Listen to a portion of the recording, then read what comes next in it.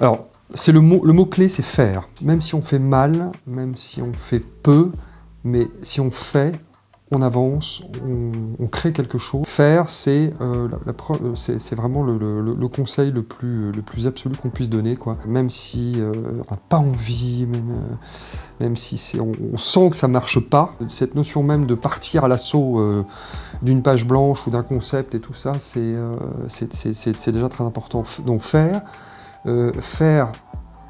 en s'écoutant, en essayant d'aller chercher en soi des choses vraies, des choses singulières, ne pas hésiter à mettre sur la table tout ce qu'on a vécu pour pouvoir enfin avoir un regard qui est différent. Less is more aussi, cet adage très américain mais qui est d'une vérité, encore une fois, vraiment importante. Je suis passé par ce piège-là, c'est de vouloir en faire trop tout le temps, et il vaut mieux avoir une bonne idée ciselée que 10 bonnes idées dans le désordre, en fait.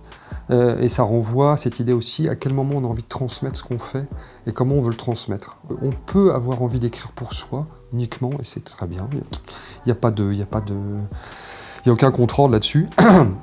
Mais à un moment où on décide de dire j'ai envie d'écrire, j'ai envie d'être publié, j'ai envie d'être... peu importe le média, encore une fois, hein, là, j'ai pu le dire avant, on se met au service de quelqu'un, on se met au service d'un concept, on se met au service d'une écriture, et si on respecte son écriture, on essaye de se maîtriser. C'est pas facile, hein, c'est vraiment dur, mais on essaye de ramasser son propos, on essaye de couper. Parce que couper, élaguer, c'est une des choses les plus difficiles qui soit, parce que quand on a fait l'effort comme ça, douloureux, d'écrire, mais qu'il y a trop et que ça marche pas, dire ce que j'ai fait c'est pour rien, je l'efface, c'est un acte tellement destructeur, c'est un acte tellement...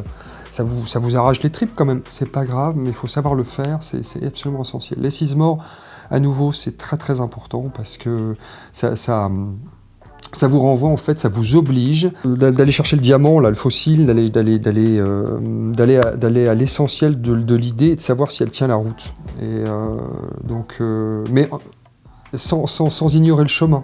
Sans ignorer on a le droit d'écrire plein de fois, on a le droit de se lâcher, on a le droit de... Moi, parfois, je faisais de l'écriture automatique, typiquement pour un personnage, d'aborder un personnage par le quotidien aussi. Ça, je trouve que dans l'imaginaire, moi, j'aime beaucoup l'imaginaire très ancré, qui dit tout d'un coup, même si je suis dans un univers complètement fantastique et tout ça, j'aime bien me dire, mais qu'est-ce que je fais en me levant le matin? Donc, ne serait-ce que d'écrire la journée d'un personnage, en se disant, il se lève, il pisse, qu'est-ce qu'il boit, la première chose qu'il voit à travers la fenêtre, c'est des détails, mais c'est les détails qui font un personnage, c'est pas ses grandes actions, ses grands projets, ça c'est les enjeux, tout ça, il y en a forcément, mais à compter du moment où il y a 2-3 éléments qui vont l'ancrer dans un quotidien universel, c'est là que vous allez voir jaillir la vie dans tous les petits aspects les plus insignifiants, anodins de l'imaginaire. C'est là que se prospère en fait la vérité d'un univers. C'est le moment où la matière froide d'un univers devient chaude parce que vous y avez mis un geste même vous de votre quotidien. Donc ça, là typiquement, c'est un conseil que j'ai toujours donné. Fermez les yeux et décrivez de manière presque automatique, sur une demi-page, hein, les premières heures d'un personnage. Et ça va vous confronter à plein de questions en fait, qui sont passionnantes.